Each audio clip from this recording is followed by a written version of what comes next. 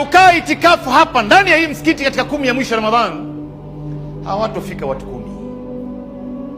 Wengine wote miaka inakatika, siku zinakwenda, umri unakatika. Hapa mtu anazeeka, hata mwaka mmoja hajafikiria mimi kumbe nafaa kukaa itikafu katika 10 ya mwisho ya Ramadhani. Ndio unamuona Mtume sallam alifunga Ramadhani 9 tu katika maisha yake, na katika Ramadhani 9 hizi hajawahi kuacha kukaa itikafu katika 10 ya mwisho ya Ramadhani. Na ile mwaka ambaye Mtume alikuwa anafarikia ndani yake alikaa itikafu siku 20.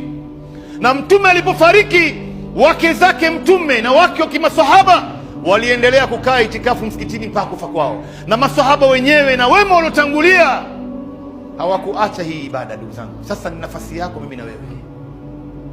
Mwenyezi Mungu anasema, wala tubashiruhunna wa antum aakifuna fil masajid, msiwaingie wake zenu ilhali ya kuwa mmekaa itikafu msikitini. Almasajid maana yake ni msikiti unaoiswaliwa Ijumaa. Usipate nafasi kwa muda wa siku 10 kuondoka hapo msikitini, labda hii sehemu haiswaliwi Ijumaa, itabidi niondoke siku ya Ijumaa. Utajifungia ndani ya msikiti kwa muda wa siku 10.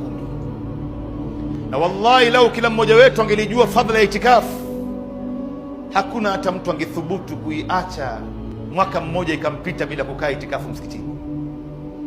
Leo wewe unaweza ukafunga safari kwa ajili ya biashara yako, ukaenda katika baadhi za nchi, ukakaa kule mwezi mzima, siku 20, lakini kutoa siku 10 kwa ajili ya akhira yako, nikajifungia ndani ya msikiti, hakuna kutoka. Ni wachache ambao wana mawazo haya, wachache sana.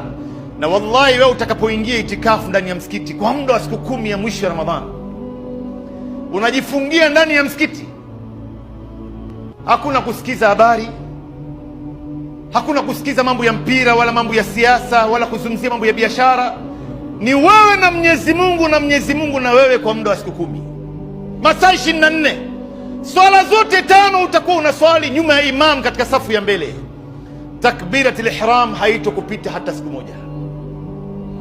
Swala za sunna ya kablia na baadia, salati dhuha utaswali mpaka raka ya 8. Una nafasi nyingi, utaswali katika swala ya tarawih pamoja na imam, na usiku wa manane tena utasimama kuswali pamoja na jamaa katika tahajjud, na hautorudia witri mara ya pili. Utasoma sana Qur'an katika masiku 10 haya ndugu zangu, kwa sababu wakati wako ni mwingi katika masiku haya. Leo utajipinda sawa sawa, unaweza ukamaliza Qur'ani mara 4 au mara 5. Utaomba dua katika zile wakati ambazo dua ni mustajaba. Utaleta adhkar za asubuhi na jioni, adhkar za hapa na pale. Utakaa katika majalisi dhikri, vikao vya kheri. Watakuja mashekhe msikitini kutoa mawaidha, watauliza watu maswali. Utapata faida nyingi kwa muda wa siku 10. Ndugu zangu, we hautoki ndani ya hiyo nyumba ya Mungu. Kwa nini Ramadhani inapomalizika wewe usiwe miongoni mwa watu walioipata Lailatul Qadri?